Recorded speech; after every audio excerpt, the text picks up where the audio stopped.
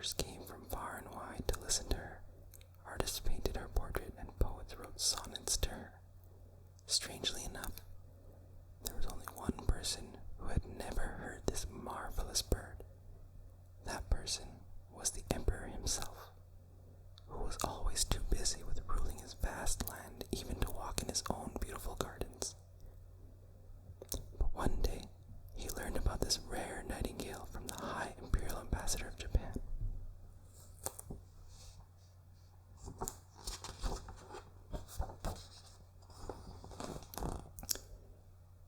And as soon as the High Imperial Ambassador had left, the Emperor angrily called for his chamberlain. "I am your Imperial Majesty, and I should know everything. Why has no one ever told me about the wonderful bird in my own garden?" He thundered. Then he ordered the chamberlain to summon all his courtiers.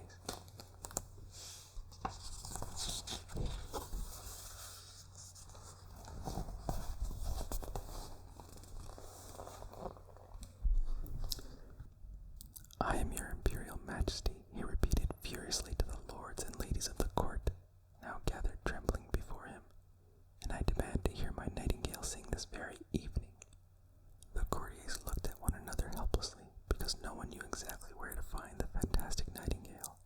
Thousands of beautiful flowering trees and bushes grew in the imperial gardens, and the nightingale could be hiding in any one of them. "We shall find her, sire," said one mounted noble of the court bravely. "If not by tonight, then certainly by tomorrow." "You," roared the emperor, pointing his finger directly at the terrified horseman, "will bring me my nightingale before midnight tonight, or I will cut off your head."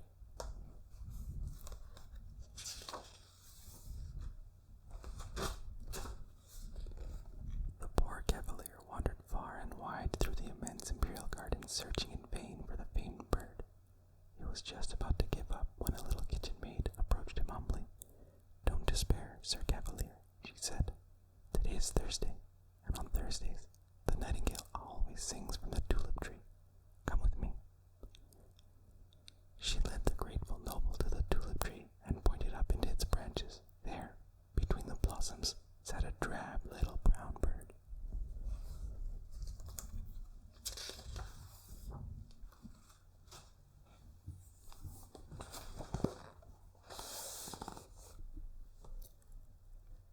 The noble cavalier rushed excitedly back to the palace. With great relief and great pride, he presented the nightingale to the waiting emperor. "Can it truly be that this drab little creature has enchanted the whole world?" cried his majesty. Instantly, as if in answer, the nightingale closed her eyes, threw back her head, and sang her most beautiful and magical song. The emperor was spellbound, and he insisted that the wonderful bird sing to him all through the night. When the dawn broke, the emperor ordered a golden and jeweled perch placed in his bedchamber, so that the nightingale could be near him always.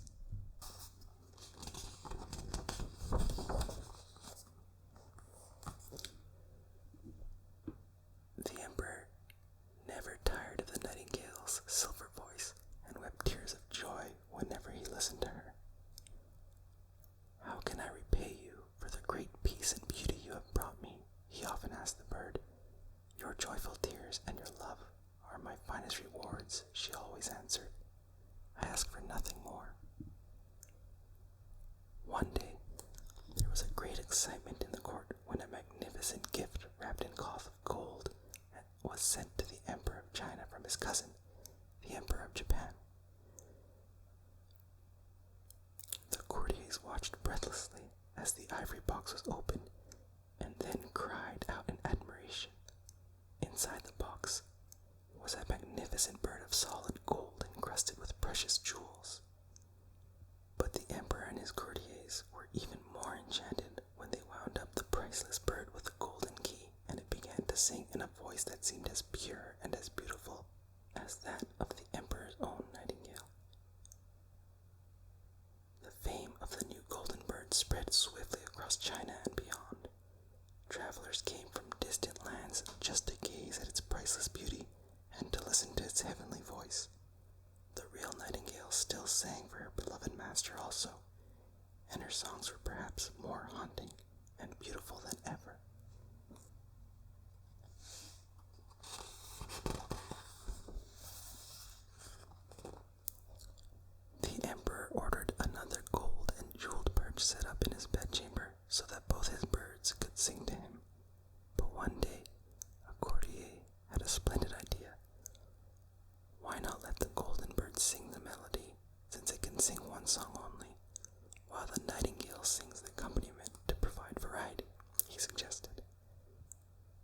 fine idea, cried the emperor, who then ordered the two birds to give concerts in the palace and in the marketplace so that his subjects could enjoy their song.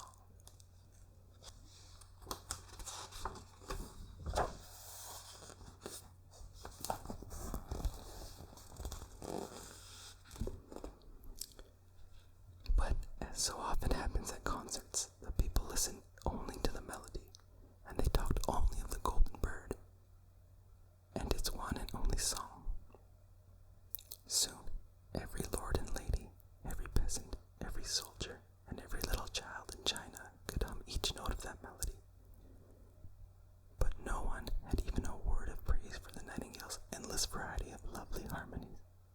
The voice of the golden bird is far sweeter and far truer, people began to insist.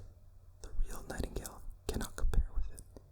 So one day, the nightingale sang one last sad song for her beloved master, and flew back into the immense garden, but everyone was so busy admiring her golden rival that no one even noticed she had gone.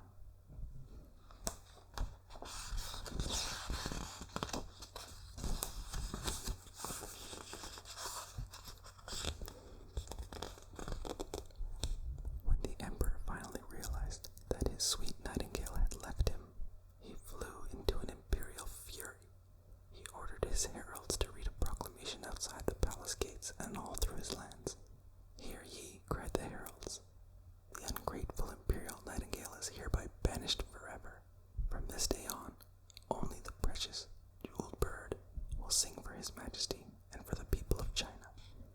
The emperor took his golden bird down from its jeweled perch, placed it by his bed on a satin pillow, and gave it the title of High Imperial Singer.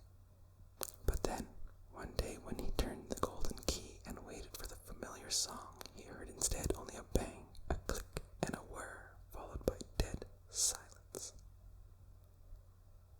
Desperate, the old emperor summoned the imperial physician, but the wise doctor was helpless in this case, and so summoned the imperial clockmaster.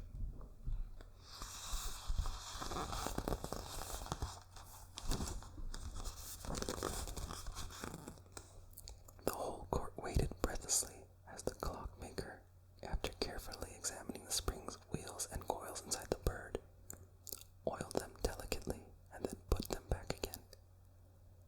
"This bird is worn out from its endless labors," he announced.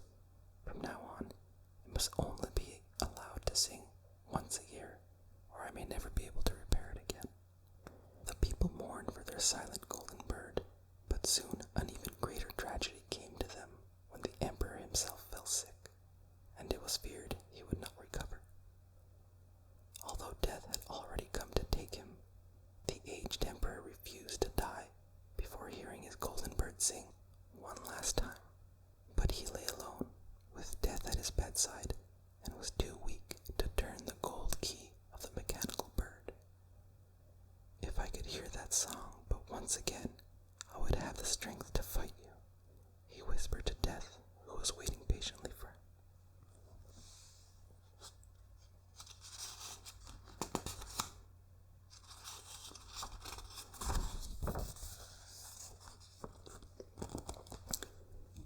Suddenly, a silvery song floated into the room, and the emperor opened his heavy eyes and saw his faithful nightingale singing her heart out from a tree by the window. She sang of love and hope and strength and life so beautifully that Death was ashamed and vanished from the room. She sang on, and the color returned to the emperor's pallid face and the strength to his body. He began to live again. From that day on, the golden bird sang only seldom on great state occasions, but the nightingale's silver voice gladdened the